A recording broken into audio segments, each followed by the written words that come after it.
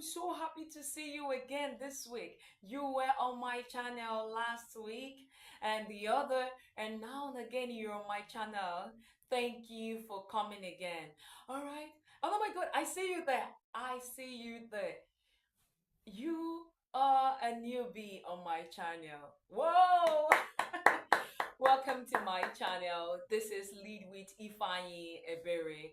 Okay, and I'm so happy to have you here. Please do not forget to subscribe, like, share, and please comment too. All right. I have a question for you. Have you ever had a situation where you're trying to explain yourself to someone and they get to misunderstand you? And you were like, but that was not what I meant. If I heaven is my weakness, heaven knows. Don't worry, we know that heaven knows. And currently, I do know. I understand you. I know that you had a very good intention, but you communicated wrongly. All right? And hey, you there. Have you ever felt like nobody listens to you? You're not being heard. You're talking, but you're not being heard. Come on, darling. I understand you. And I am here to equip you with what you need to be heard. I need you to understand that communication is deep. Communication is not just about talking. Why? It's about connecting with people. It's one of the most powerful tools. It's a tool that you can enter somewhere and you will get something very important to you and to your life, and another person enters and will not get it. So today on this channel, I will be teaching you one, how to express yourself clearly, all right? And no one is going to misunderstand you. Two, I'm going to teach you how to listen attentively and actively, all right? And three, I'm going to be teaching you how to respectfully connect with people, whether online or in person. And so with that, I would love to tell you that communication is the exchange of information, thoughts, ideas, and feelings between people through speaking, writing, or using nonverbal symbols or signals. All right. So now, um, we're going to be running straight to types of communication. We have about four of them right here. And I'm going to be taking the first one, which is verbal, like what I'm doing right now. I'm speaking. These are spoken words. This is a communication you say with your mouth. All right. You're speaking. All right. And then number two, we have the non-verbal. This non-verbal way, it has to do with body language, gestures, facial expressions, and tone of your voice. Okay, so those times where you would not say anything, and then somebody will be like, "She insulted me," like, but I didn't say anything. But you did something like this.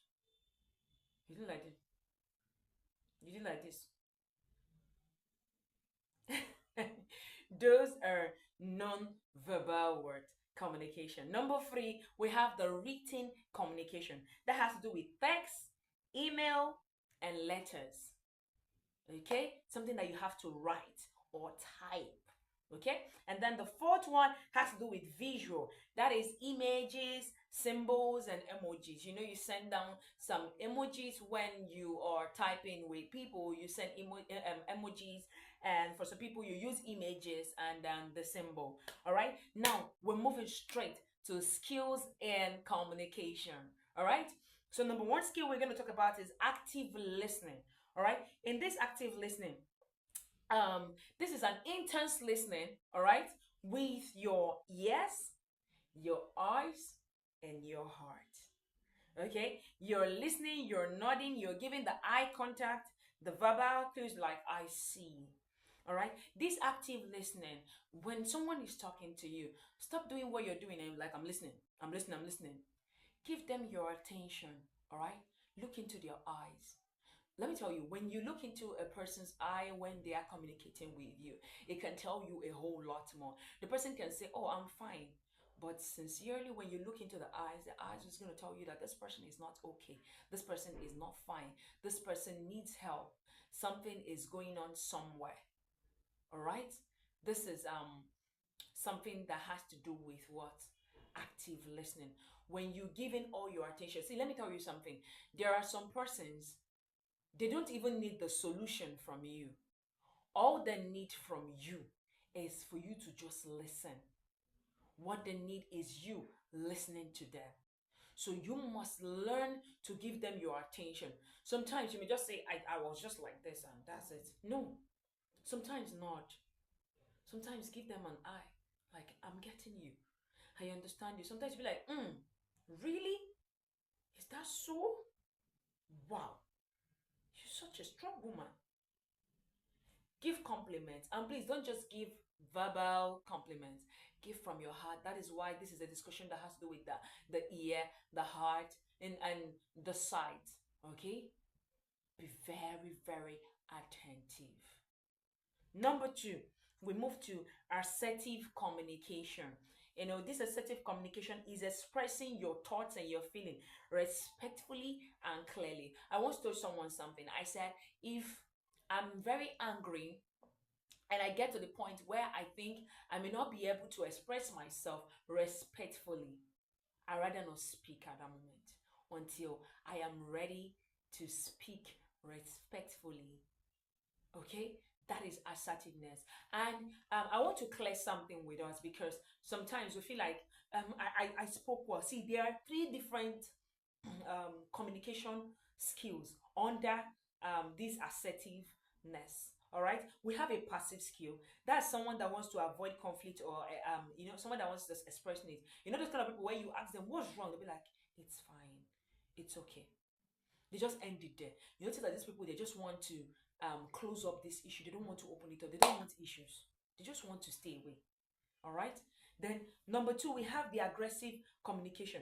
These people are disrespectful or disrespectful. Sorry, please. And they attack others. They are very, very disrespectful. All right. Number three kind of people are the assertive set of people. Those ones are honest and kind. So you must be very assertive in your speech. Then we move again to the number three skill, non-verbal communication. This is your body language, your facial expression, your tone of voice, and your posture. You know, when someone is talking to you, don't back them. It's like when you're saying, if you finish talking out of point, then you get out. Do you understand?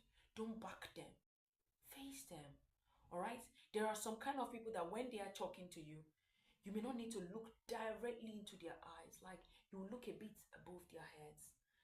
Some of them, when you look directly into their eyes, you're showing aggression. All right? So you need to also understand the person that you're speaking with in order for you to understand better how to position yourself non-verbally. Number four, we have empathy in conversation. This is understanding other people's feeling without judgment. All right, you must learn to understand people's feeling without judgment. Okay, I understand you. Put yourself in their shoes while they are talking to you. I've had different times when people come to me for counseling and they speak with me, and do you know what I do? I stand up in my mind from my seat and I sit inside their situation and I try to understand exactly what they are going through part time. So you should be able to do that. All right. And then number five, we have the online versus the offline communication. See, guys, this is somewhere I want to talk to you about more. You see, your online and offline communication. That's online and physical communication. They are two different things. Let me give you an example. Um, when we are playing and you be like, oh my god, please shut up, what do you mean? And then you're talking the same person you said that to and you guys laughed over it. You go online and then the person says something and you say shut up. Now this person is not seeing you. The next thing the person is going to read, you said, oh shut up. The person is reading, oh shut up. And then you see them reacting to you. You must be very careful. When I mean very careful, when you are communicating with people online. See, there are some things you don't need to say online. When you see them face to face, you say it. Or you use a VN to explain yourself.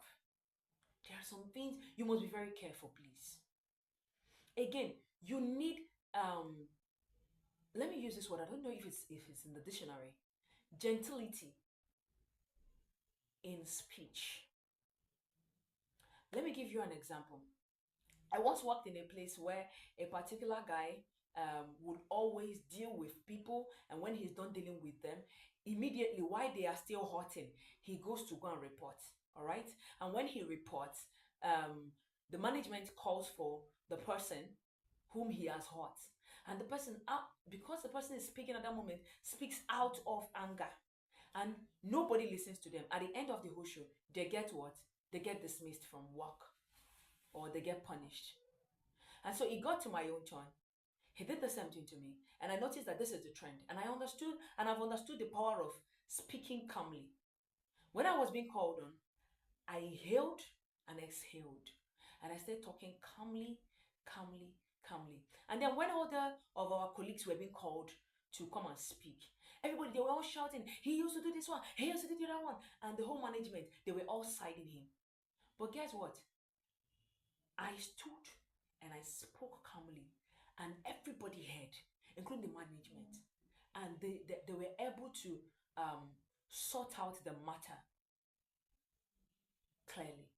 See, when you speak with anger, nobody is listening to you. If you're angry, put yourself together. You can speak firmly. People will know that you're angry, but it's not showing in your voice. You speak firmly, and when you're speaking, you speak with wisdom. But when you're angry and you're speaking, va, va, va, you speak rubbish. You utter words that you may not be able to take back. You utter words that will be used against you. You must be gentle in speech. You must be gentle. Take a deep breath and talk. All right? Now, what are the importance of communication? Number one, it builds trust and understanding. Number two, it prevents and resolves conflict. Okay? When you are able to communicate better, you guys will not be having issues. All right? In a whole lot of relationships and other things, one of the major issue is communication. How do you communicate? How do you communicate? All right? Number three, it helps to express feelings, needs, and ideas. All right? You can express yourself unharmed. Number four, it strengthens friendship, family bonds, and teamwork. It will strengthen you guys. If you know how to talk to your team, I bet you the work that would have taken 3 months will go for 1 month. The work that they are doing with 50% surety, they will do it with 100% of their whole heart.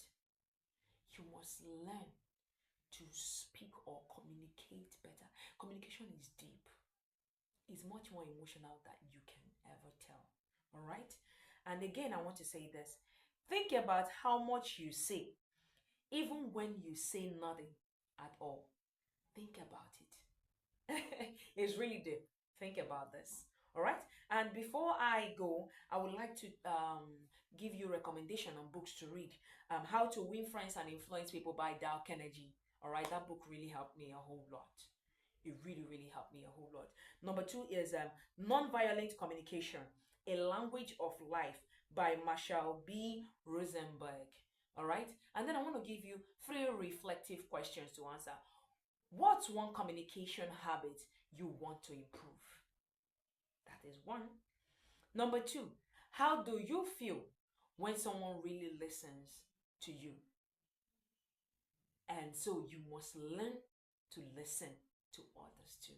Number three, how do you handle misunderstandings with misunderstandings in conversation? Remember, the word that you give out, you cannot retrieve it again. You might say sorry, but that word may keep living for years. Be careful what you say. Thank you, and God bless you. Don't forget, I love